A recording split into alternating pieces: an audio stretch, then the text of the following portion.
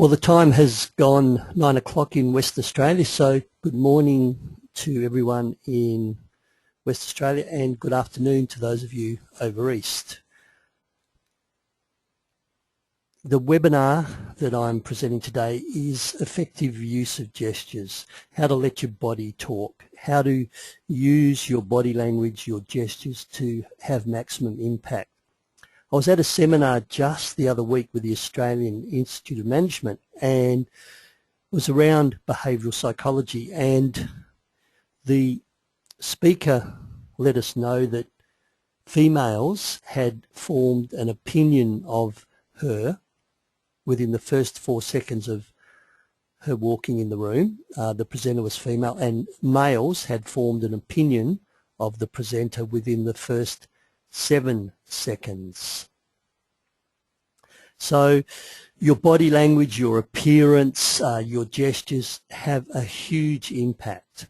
So this webinar, in the 1 hour we've got, I want to give you some tips, some tools, so you're more aware of your body language, what your gestures are doing, and what you should be doing to be more effective in your use of body language, in your use of gestures, and some of the things you can do to eliminate or get rid of that will also make you more effective. So that's the aim for the webinar. Please ask questions as we go. Those of you who have been on my webinars before know if you need to ask a question at any stage, just type into the dialogue box, into the question box, and please ask me a question. If it's something I'm going to cover later on, then I will mention that. If it's something that I can answer there and then, I will straight away answer it. The other way of answering questions is to put your hand up. So you click the little button on the hand, the icon, and I can open up your microphone. And you can ask the question verbally. Some people prefer to do that. Some people just like to remain anonymous in the background and type the question. So either way, I will help answer your questions as we go.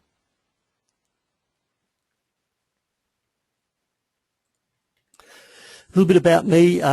So Peter Dew's my name. I'm based in Perth, but I travel Australia-wide doing public speaking, presentation skills, training and coaching, and my passion's around helping people become more effective and more confident in their public speaking.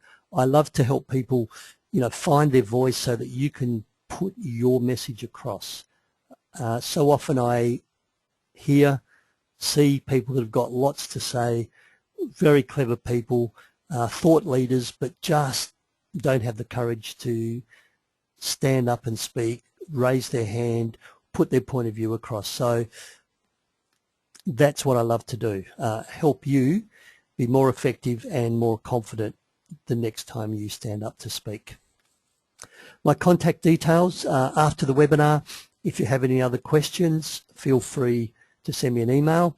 Alternatively, if you wish to go to my website, I do have some resources on my website.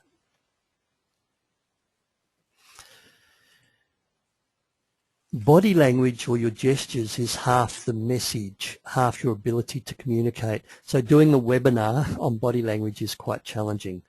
Some of you will know this, the graph, this research. It's put forward time and time again at public speaking workshops, at other seminars, and what we find is over half your message, over half of what you have to say comes in your body language. About 30% or a third is in your voice, your passion, your sincerity, the use of pause, the lack of filler words, and 10-12% is in your words, your message. So what that means is if you've got the best message in the world delivered with very little body language or inappropriate body language or no passion in your voice, no sincerity, you have a good chance that your message, no matter how good, may not have the impact that you want. This research comes from University of California, Los Angeles campus, and they looked at students and how they learnt from their university lecturers. And tracking them over a number of years, they discovered that around half was in the lecturer's body language, their gestures, a third in their voice, and about 10%, 15% in the words that they say. This research is a little bit old, but still fairly valid. And, you know, I've seen really good speakers with poor body language and they're not having the impact that they should be having. So I want to give you some skills around the body language. I want you to be more powerful in your 58%. This research is fairly old, and I guess some people have questioned whether it's still valid. And I've recently been reading a book, or I've recently read a book by Malcolm Gladwell. Malcolm Gladwell's written quite a few books, Tipping Point, Outliers, and What the Dog Saw. There's one area in that book where he looks at job interviews and the impact that body language has on job interviews.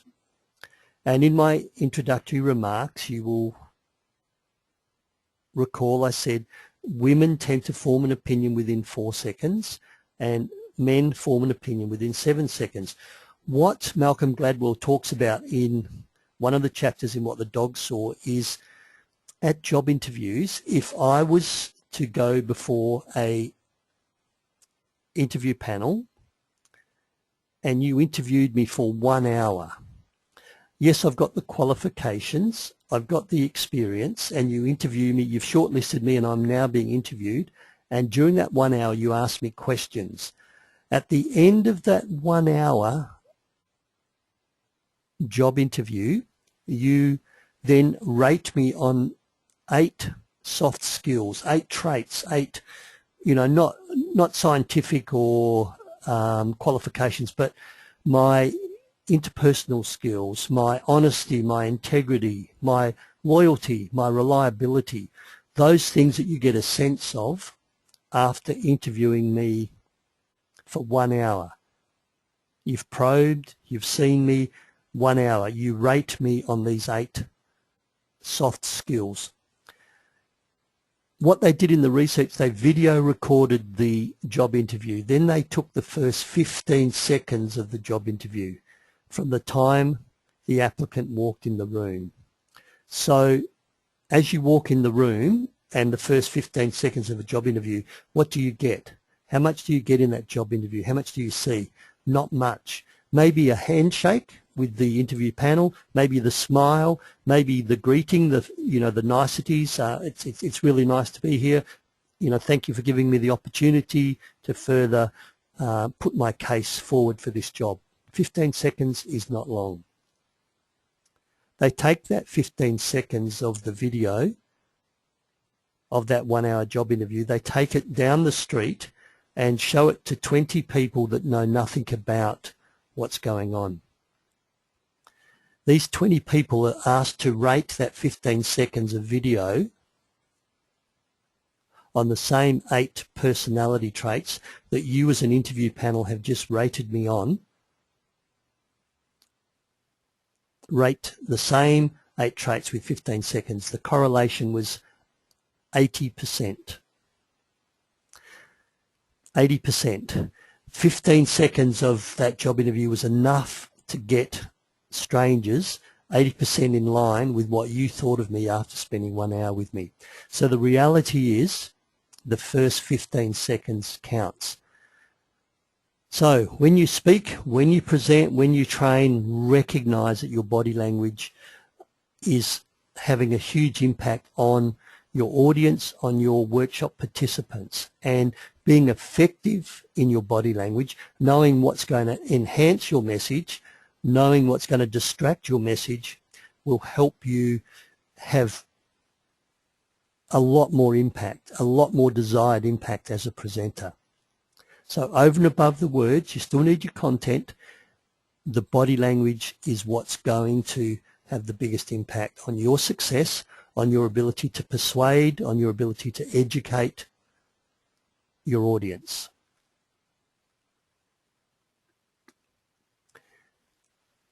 50% is your body language. I often draw the analogy of building a house, and you're asked to build a house, but in your toolbox you are not allowed to use a hammer and you're not allowed to use a saw. How difficult would it be to build that house without using a hammer and a saw? It would be really difficult. It would be very impossible. It wouldn't be impossible. It would be very difficult. And the other thing is, why would you? Why would you leave a hammer and a saw in your toolbox when you're building a house? Why would you leave your body language, your ability to communicate and engage an audience, which is 50%, half your tools, why would you leave those in your toolbox? Or why would you use them poorly or not use them at all? So that's the case. That's the reason, if you come to my workshops, you'll hear me so often refer to people's body language, what they're doing, what may be distracting, what they could do better. I'm going to pause for a moment just on setting the scene, the value and the importance of body language. Are there any questions? Raise your hand, type in the box. Any questions?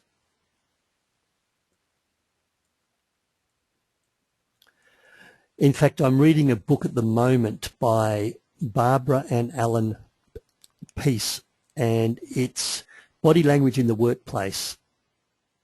And it's really quite amazing in terms of just how you sit at the interview table, how your posture will determine, the opinion you are providing to that interview panel.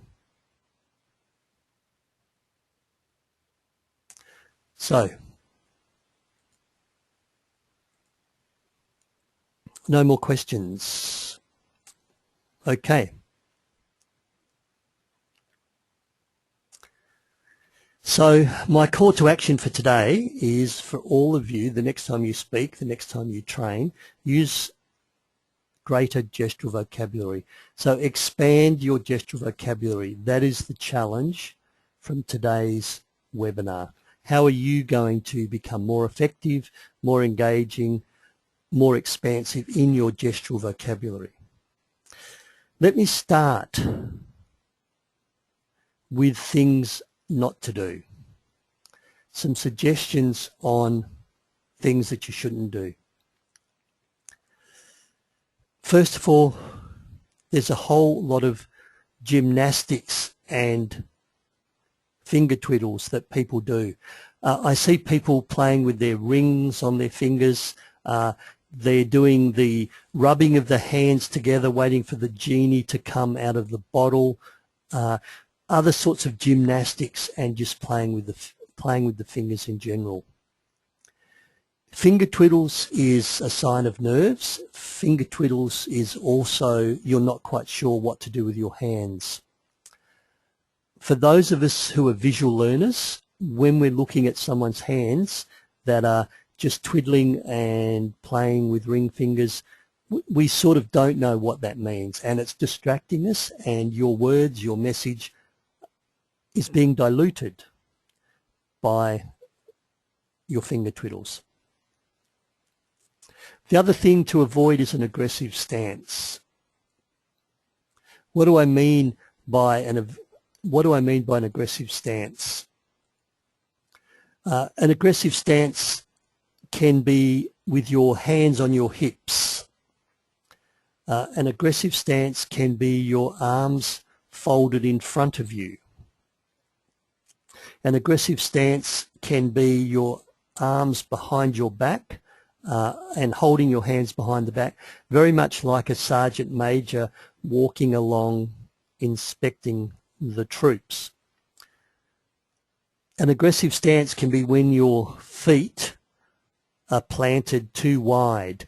Generally, when you stand, your feet should be around about, in terms of standing apart, should be around about your hip width.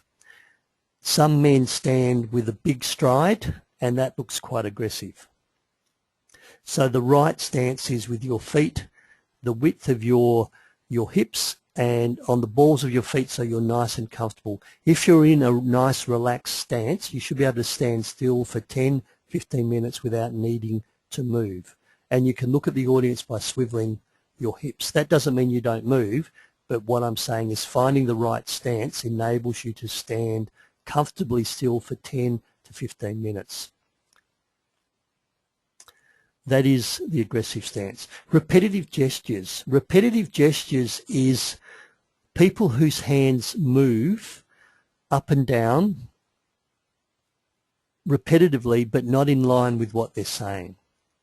In fact, it's best not to do repetitive gestures. One of the ones I see is the palms out and bringing people in. And that's a really welcoming gesture at the start. But then as you move into your content and you start to teach points, people still keep using the same gesture. So the gesture is now no longer in line with what you're saying. Repetitive gestures are those gestures that just go around and round in circles and are not adding value to what you're saying.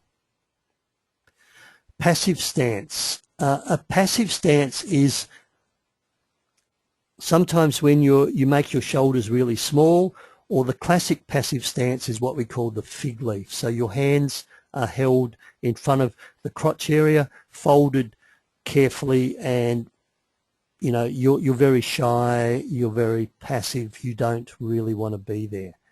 That's what the passive stance does. So try to eliminate the passive stance. Bouncy gestures. So we've got the repetitive, so the gestures are going round and round in circles, but bouncy gestures is when someone holds out their hand and then it bounces up and down, or they hold out two hands and then their hands bounce up and down in the air, or whatever gesture that they pose with their hand, it then bounces. The bounce is what we call background noise. The bounce is distracting. Good speakers will hold their gesture still. So eliminate the bounce from your gestures. And another thing not to do, or that I see sometimes, it's called preening. Preening is the things you do to get ready before you go out, or the things you do to get ready before you go on stage. You know, the hand goes through the hair, you just pull the shirt collar down, you pull at the sleeves of your shirt, you just make sure that, you know, your blouse or your skirt's right. You know, those fiddling with your clothes on the stage, fiddling with your hair, fiddling with your, you know, your collar, that's called preening. Preening means two things. Number one, preening could mean that you're a little bit nervous. You don't know what to do with your hands. You're a little bit nervous, so you start to fiddle with your shirt and your collar and you know, your jewelry.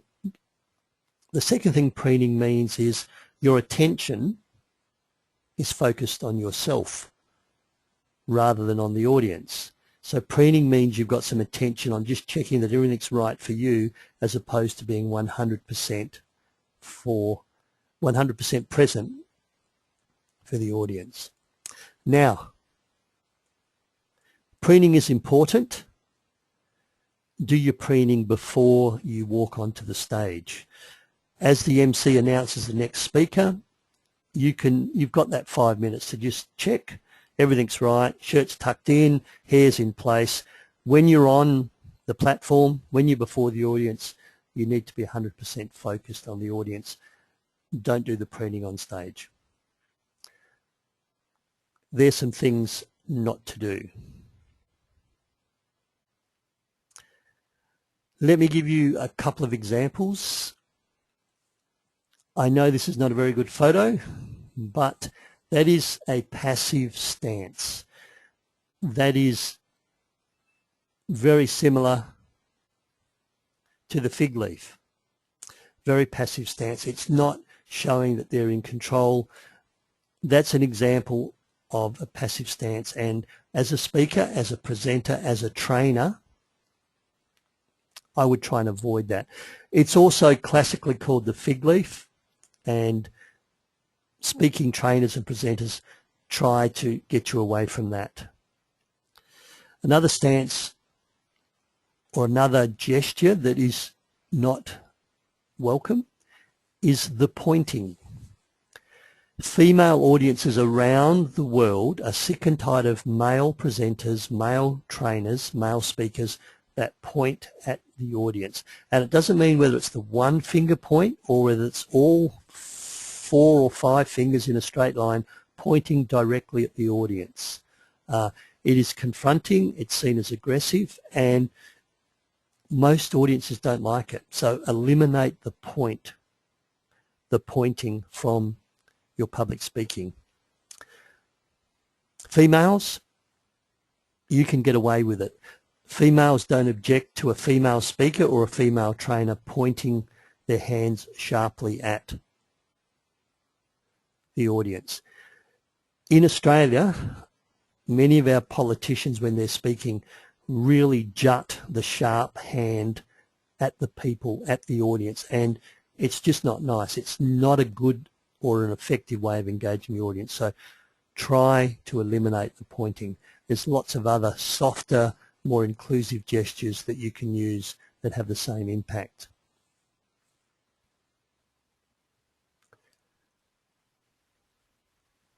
So I've mentioned some things, not what to do, and you say, Peter, I can't put my hands on my hips.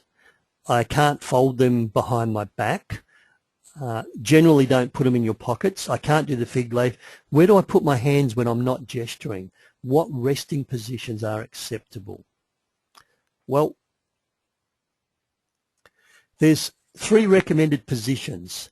The first one is hands by your side, and that's just straight by your side. Not, like you're stuck in the spotlight and your hands, stick out wide like the rabbit in the spotlight, but comfortably just dropped by your side. This position suits men more than it suits women. The thing is, when you do have your hands by your side, they're just relaxed and fingers closed, not doing gymnastics by your side. So some people with their hands thinking they're resting quietly and unobtrusively by their side start to open and close their fists, start to click their fingers, do all sorts of things with their hands. No, your fingers should be closed, your palms gentle and just by your side. Ready to gesture, ready to move into an appropriate and a descriptive gesture that adds value to what you're saying. Another position is your hands parallel to the ground near your chest. So that can be in a gentle clasp, but the arms are parallel to the ground. So if we go back to this photo, the elbow should be bent at right angles. So this holding's okay, but I would have the arms bent there. So they're in fact parallel with the ground. But once again, your hands, if they move into gymnastics, clasping, rubbing, playing with your rings or finger twiddles, then that becomes distracting as well. And once again, you don't leave your hands in these resting positions. It's just when you're not gesturing, where do your hands fall, ready to move into a gesture in the future. And of course, you can do a combination of the above. You can have one hand by your side, one hand parallel, and you might do a one-hand gesture, or you might bring both hands out to gesture at the same time. They are the recommended resting positions.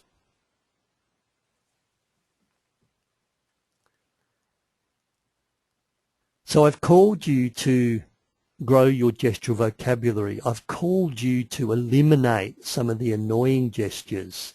I've asked you to improve your gestures. How do you know what your gestures are doing? How do you know if you're doing effective gestures or you're doing distractive gestures? Well, you need feedback. You need to be able to measure and to monitor what is going on.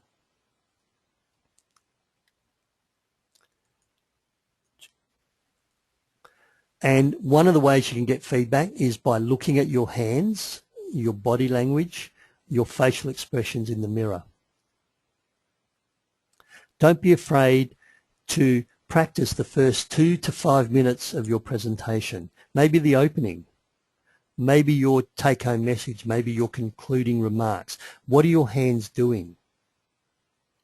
If they are pointing, or if they are resting in a aggressive position, you can do something about it. Great way to grow your gestural vocabulary. Sometimes, let's say you've got 4 things you want to talk about. A really good way of doing that is to list the 4 things on your fingers. Number 1, number 2, number 3, number 4. You can practice that in front of the mirror and get comfortable with automatically going to a list of 3, a list of 5, a list of 4, and using the fingers to list them out. Nice and chronologically. Some of the gestures I do when I speak, I talk about reframing, and I form my fingers into a picture frame. That took me about 50 times to practice in front of a mirror before I could automatically move into that gesture without thinking about it. Great way to practice and rehearse, but what happens on the stage, on the platform, in front of the training room needs to be spontaneous and not rehearsed. You may rehearse beforehand, but on the stage is not something to do that doesn't, it's not the time to do something that doesn't come naturally to you. And don't be afraid to video record yourself. Most of us nowadays have smartphones. Even our normal digital cameras can take video. Just get 5 minutes, maybe 10 minutes. Get someone to video record you. Then you can play back and have a look at your gestures.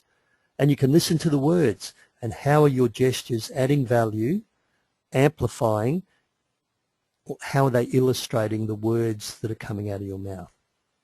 Are there any bounces in your gesture? Are your gestures in line with the words, your message?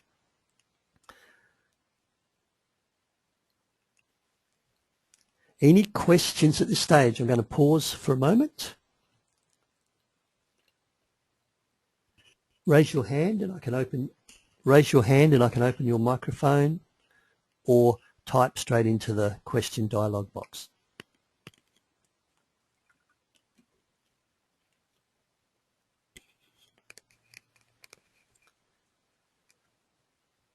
Any questions? Okay. And please do stop me if something comes up as we move on. So besides growing your gestural vocabulary, I also want to talk to you about the way that effective people gesture. And it really is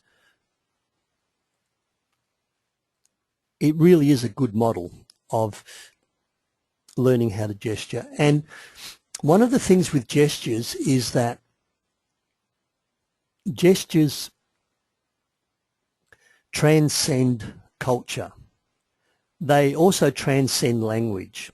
They cut across culture. They cut across language. If someone is unhappy or angry in north of Canada, China or Australia, their facial expressions, their body language is fairly similar. If I use the English language, if I use words and speak to someone in Australia and then use those same words in America, I'm likely to get an angry response. So the English language, words we can use in Australia, like, you silly old bugger, you can't call someone a silly old bugger in New York. Body language transcends that. Body language doesn't get misinterpreted. So body language is brilliant for working with multicultural people, working with bilingual people. Body language makes you look more intelligent if it is effective. So the person that I learned most of my body language skills from is a gentleman called Michael Grinder, and he's got quite a few books. The Science of Nonverbal Communication, The Elusive Obvious. It's obvious what we need to do with our hands. It's obvious what good gestures look like. It's obvious what bad or distracting gestures look like, but it's so elusive to be effective. So the model that Michael Grinder teaches in terms of how you should do public speaking is this way. And I'm going to do it in 2 layers. So the first layer is, you know that when you speak, you say something and then you pause. It's really good to pause. I think pause is very powerful. Pause is part of the voice. Pause is part of the non-words communication. When you pause, you're allowing yourself to breathe. When you pause, you're allowing the audience to take in what you've said. You're allowing them to dwell or to think about what you've said. When you've paused, you give yourself time to gather your thoughts. So pause is really powerful. It punctuates, it illuminates, it creates suspension in your speech. People who speak really fast can use pause to give the impression that they're not speaking so fast. They can use more pauses, and they can also extend the length of the pause. So that's a normal speaking pattern. That's a good speaking pattern. If you don't pause, then what you do is you just keep on speaking and speaking and speaking, and you don't pause at all, and the audience starts to think, when's he going to take a breath? What Michael Grinder teaches is, when you're talking, then you gesture. When you pause, your hand freezes. Every time you take a pause, whatever your hands are doing, where they are, they can just stay where they are during the pause. Then as you start to speak, you move on to the next gesture and you keep your hands moving. So gesture, freeze the gesture when you pause, gesture, freeze your gesture when you pause. When you're finishing gesturing, then it just melts. It just thaws and drops back into whatever resting position you have chosen. So by your midriff parallel to the ground, or just by your sides. So as I'm sitting here in front of my computer, my gestures, I'm still using my hands, but every time I pause, they're just freezing wherever they are. So try that in front of the mirror. Gesture, then pause. And just hold the hand still during the pause. Really powerful way and a good model to learn, and the great speakers around the world use that same model. So Michael Grinder is probably the #1 nonverbal communication expert around the world, and absolutely superb the way he teaches the power of your body language. So while you're growing your gestural vocabulary and you're now got lots of rich, different, a variety of gestures to use when you're speaking, and you're just holding the gesture still in your pause, your gestures can also add to your credibility and to your approachability. Generally, when you start a presentation at the beginning, you want to be approachable. You don't want to come out and just give it to your audience, even though you are the guru, you are the expert, and you are very credible, because you might want to spend some time to build rapport. You might want to spend some time to connect with the audience before you move on to your lessons. If you go straight into your lessons without having earned, the right, without having connected, you may not have the impact you want. So here's some body language tools that will help you be more approachable and then also more credible. Sometimes you want to be credible. Sometimes you want to be approachable. Sometimes you are sending information, you're training, you're lecturing. Sometimes you're engaging and you're seeking information and you want feedback and you want two-way conversation and you want people on board for a change management strategy. You want people on board for a brainstorming session. You want people on board to accept your new way of thinking, and then you're going to give them your message. You're going to send them the new way of thinking, but you want them on board first. So to be credible, your head needs to be still. Approachable, your head bobs up and down just a little bit. For the Australians on the webinar, our Prime Minister sometimes bobs her head up and down when she's speaking. And sometimes, not always, sometimes she doesn't enjoy the connection and the credibility with the audience. And the bobbing of the head may be adding to this. When you're credible, you have a steady voice. When you want to be approachable, you can have more fluctuation, more intonation, more rise and fall. When you're trying to send information, if you've got a rise and fall in your voice, you don't sound all that credible.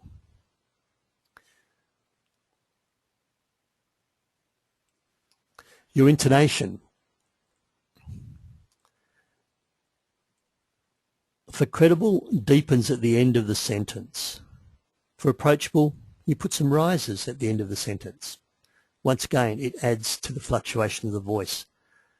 Your palms, your hands, back to the gestures.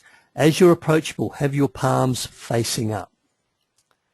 As you move into your credible part of your presentation, you can turn your hands facing down.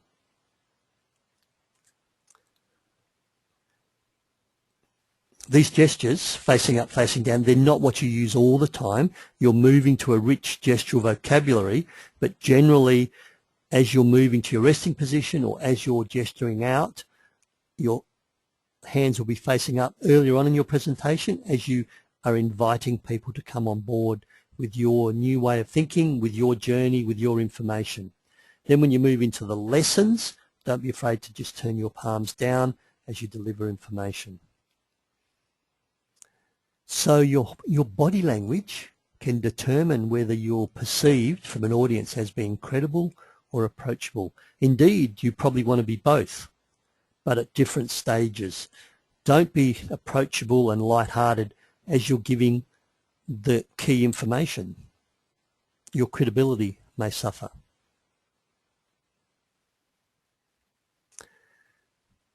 Gestures up. This is approachable. This is an approachable stance. As he turns his hands down, and I don't have an image of the hands down, he could move into the approachable presentation. I would keep fingers together as opposed to spread, and they're not widely spread, but some people have their hands, their fingers widely open. It's better to have your fingers close together, and that's an approachable stance. Just turns his wrists around, and then he's now into a credible stance.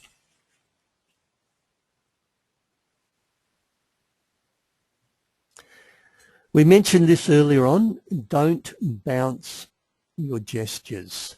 So that is the gesture, whether it's the palms up and you're approachable, they're now bouncing up and down as you speak. Or you move into credible, and the palms are now down, and your hands are now bouncing up and down as you speak. The bounce is what we call background noise. The bounce is not necessary. Move to a gesture that is in line, that adds value, that is congruent with what you're saying. Move to that gesture while you're speaking. Freeze it as you do the pause. Don't bounce it. I briefly mentioned our Prime Minister. I don't want to pick on her. She speaks extremely well. This is the gesture that she was using in the last election campaign, and it was bouncing up and down, and it was around the time she was telling us that Australia needs to move forward. the gesture is not in line with moving forward. I think the gesture is more in line with stop, and there's also the bounce in the gesture. So just be aware of that. If I was moving to use of your voice, I could use the Leader of the Opposition as an example of not using ums and ahs and ers and filler words. Tony Abbott uses lots of filler words. Julia speaks very eloquently, very professionally. She has a beautiful voice. Some of her body language doesn't always hold her in good stead, and she doesn't enjoy some of the popularity that perhaps she should, and I think her body language could be part of that. Moving on to some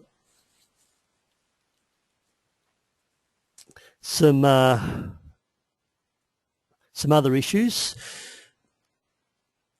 And a picture says 1,000 words.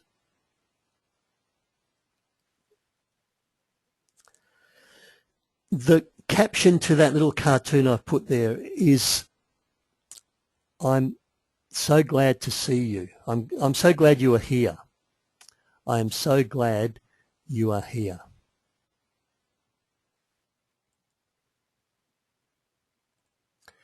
Who believes that the person is so glad that they're here?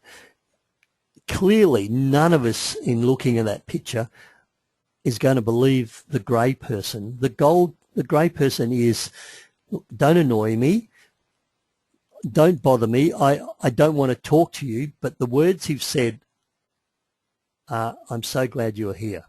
The body language will override the words. The body language will override the words. And a picture does say 1,000 words. A picture says 1,000 words. Now, I want to talk about something that's really quite advanced that you may not be aware of, but some body language that you can also use that will make a big difference to your audience. And it's around about the verticality of eye contact. And I'm talking about eyes up or eyes down. And not eyes up, eyes down of yours as a presenter, as a speaker, as a trainer, but the eyes up or the eyes down of your audience. Your gesture will determine whether the audience looks up or looks down. If you point far right with your hand up in the air, or you do something on a whiteboard, or you point to a data projector slide, the audience eyes will go up. If you pull your gestures down to your midriff, down below your waist, then the audience's eyes will go down. This is the verticality of eye contact. When you take your audience's eyes up, they then go into their head space and they start to think, they start to analyze, they start to consider. They use that part of the brain which is more the analyzing. So don't be afraid to gesture high when you want people to think or to imagine something, or you write on the whiteboard. These are the conditions that we've got. Just think about that for a moment. What would you do in that situation? When you gesture down, and this is an example of gesturing down, and you bring the audience's eyes to you, they go into the feeling, the experiencing, and the emotion. So just imagine how that would feel if that happened to you. Just imagine what that felt like to me when I was rejected. At some stages in your presentation, you want your audience thinking, you want them analyzing, you want them conceptualizing. At some stages in your presentation, you want your audience feeling, experience, and in an emotional state. They say with speaking and presenting, the audience won't remember much of the words that you said. They won't remember a lot of the words or what you said, but they'll remember how you made them feel.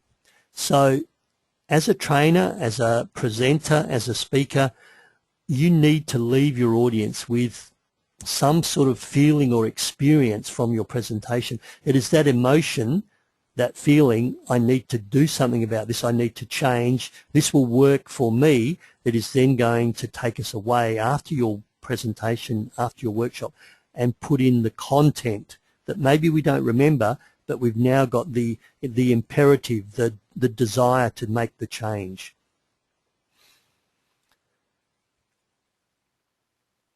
Sometimes you want your audience to be thinking, sometimes you want them to be feeling.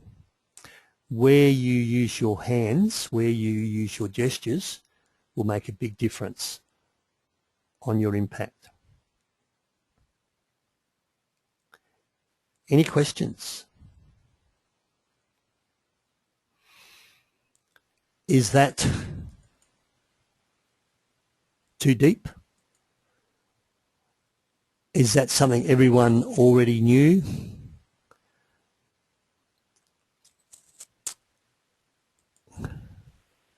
Yes, Helena, do you have a question?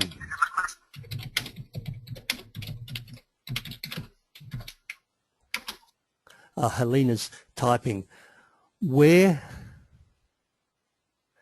should I stay when I make them that they're thinking? Where should I stand when I make them think? And of course, it depends. It depends. If you are using a whiteboard or a flip chart, and I think a whiteboard should be, I use a whiteboard all the time, and when I go to the whiteboard and I put stuff on the whiteboard, that's things I want people to think about, that's things I want them to analyze. So it's the gesture is high. The gesture is up in the air. The gesture is above your shoulder. When you want them to have emotions, then you can pull your gesture towards you. You can pull your gesture towards you like that image there. So that might be grabbing something out in the air. So just imagine, and then you pull it into you with one hand. Counsellors that work with trauma people, counsellors will not sit down at the table generally and tell you to describe what happened in that trauma. Because if they do, you're going to go within yourself and you're going to describe what happened and you're going to relive that emotion, that trauma, and you may cry. You may become emotional.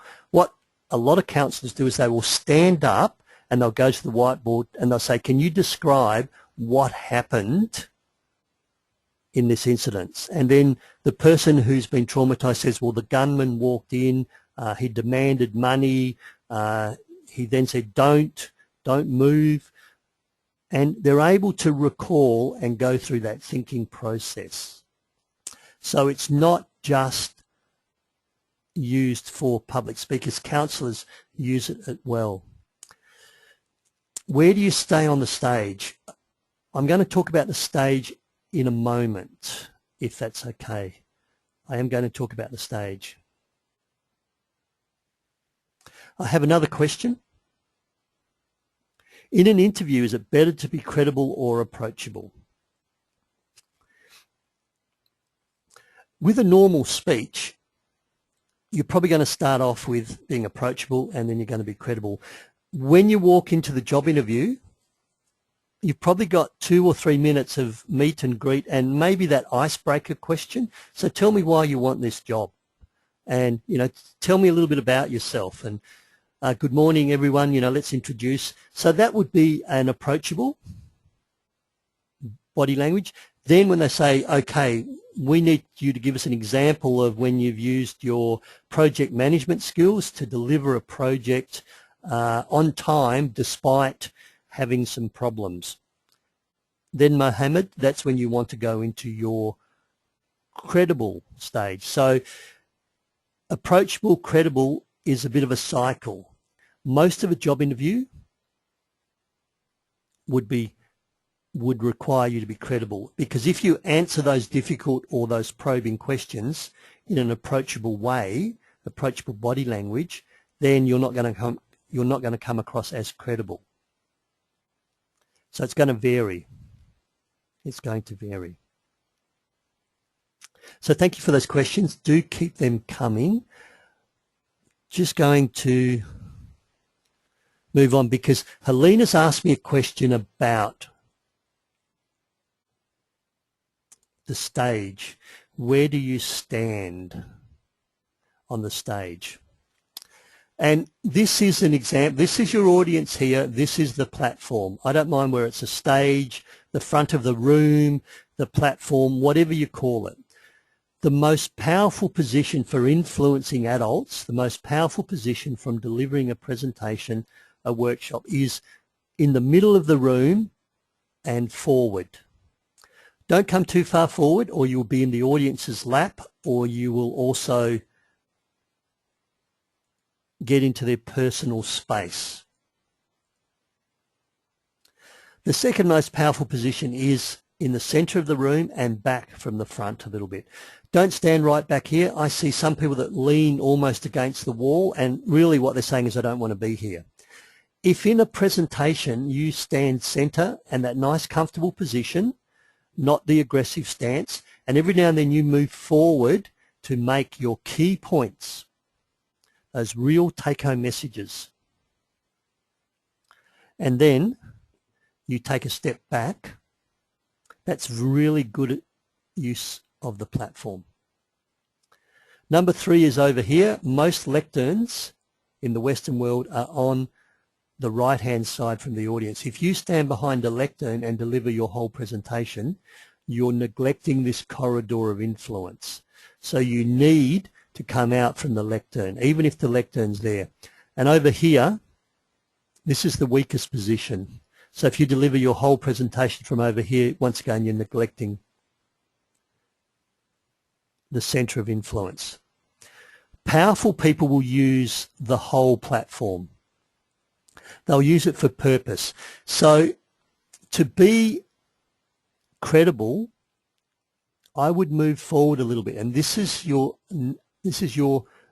take-home messages. These are your lessons. And to be a little bit more approachable, I'd just step back a little bit. I would step back. When you're whiteboarding or you want people to look high, you'd move over to where the whiteboard is. Or generally, if you've got a data projector, the data projector would be in the roof or in a table here, and the screen is right in the front here. You need to stand to one side. And then once again, you would be gesturing high. So this is to answer your question, Helena. You'd be gesturing high as you point to the whiteboard or to the data projector screen. And you may have a pointer. You may have a laser pointer, or you may have a wooden pointer. As you're pointing there, your eyes also go to what you're pointing at. The audience's eyes down here lift as you're pointing high. When you want to get emotional, when you want to get them in their feeling space, I wouldn't have any audio visual up. I would bring my slide down. I would not be at the whiteboard. I would come here and I'd move forward and I'd gesture towards myself and I'd say, so just imagine how that would feel. Just imagine if you were able to achieve that in your life, what would that mean for you? Just imagine if you had no fear of public speaking whatsoever. I would deliver that from around here.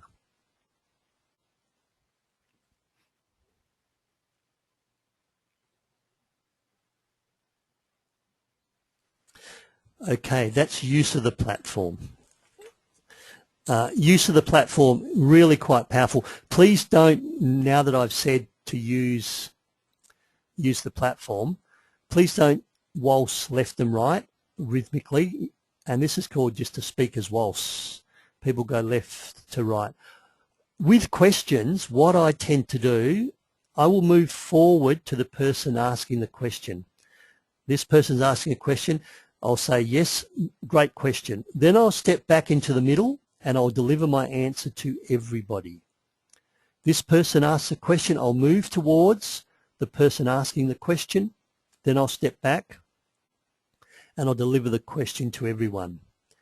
If I'm talking about the past, I will stand over here. If I'm talking about the present, I will stand here. If I'm talking about the future, I will move over here. So it's using the platform for purpose. Not standing behind the lectern, which is not the most powerful position. The lectern acts as a bit of a shield, a little bit of a barrier, a little bit of a safety blanket for those of you who may not enjoy public speaking. I could do a whole 1-hour webinar on just using the platform. How fast do you walk across the platform? You don't have to walk fast. It should be a gentle glide, and when you get there, stay there for a moment. Stay there.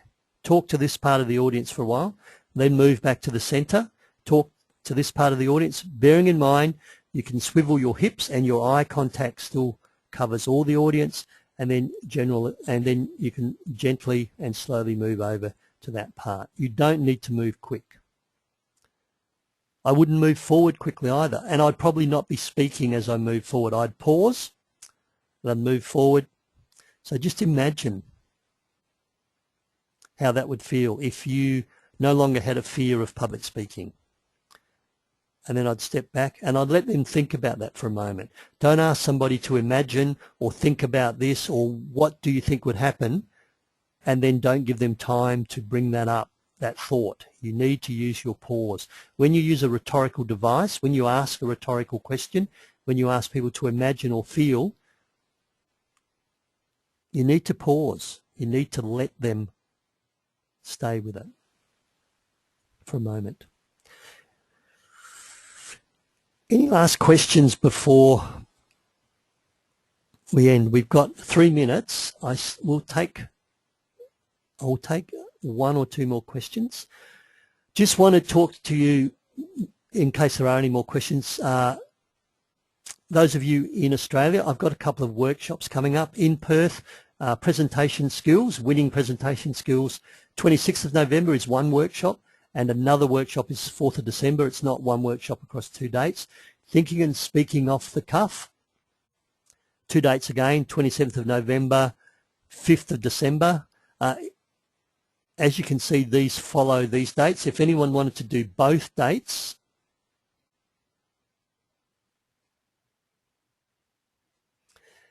I'll give you a discount. I'm in Melbourne.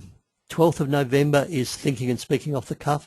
And the other workshop I do, which is Feel the Fear and Do It Anyway, is on the 10th of November. That's a Saturday. Feel the Fear is Susan Jeffers' book, and I'm licensed to run her book, her workshop, one-day workshop. So do expand your gestural vocabulary. That is my call to action for you today. Please go out and check yourself in the mirror. Don't be afraid to video record yourself or even ask someone to give you feedback. And I've got one last question. Will I do a webinar on speaking off the cuff? And I do run the workshop Thinking and Speaking Off the Cuff. And this is from Helena. And Helena, I know you're in the Czech Republic. Why don't you bring me over to the Czech Republic, and I'll run a series of workshops over there. Just joking. I will run a free webinar on Thinking and Speaking Off the Cuff, and I will do that sometime in the future. And I'm going to end the webinar there. Please email me if you have any further questions, or you can reach me through my website. Sign up for my free newsletter. This is where you'll find my free webinars. So Helena, yeah, just keep an eye out and feel free to send me an email and remind me to run a webinar on Thinking and Speaking Off the Cuff. I'm going to leave it there. Thank you for your participation. Please expand your gestural vocabulary.